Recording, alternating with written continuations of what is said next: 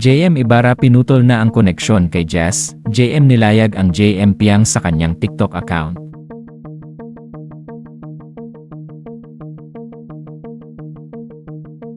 Matapos ang sunod-sunod na pag-repost ni JM ng kanilang mga video ni Piang na inedit ng kanilang fans, ay tila nagkaroon ito ng kahulugan sa babaeng sinabihan into na maghintay sa labas na si Jasmine Helen. Ngayong araw kasi October 21 ay biglang inunfollow ni Jess si JM sa Instagram account.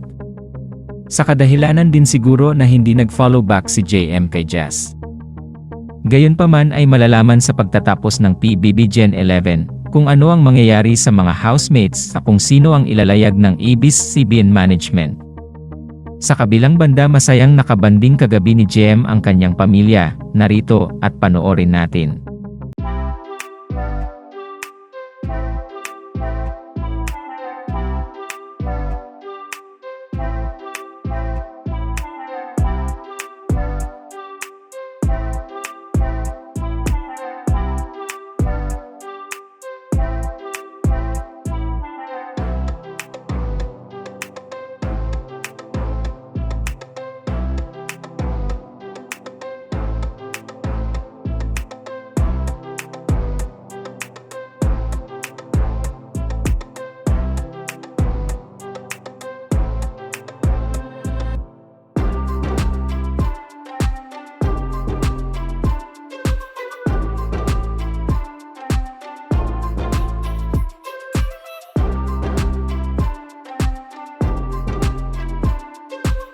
Hi, hello sa Team JM Official, Cap JM Official, Solid JM Silent supporters, JM Piang, JM Jazz, JM Let, Team Abroad.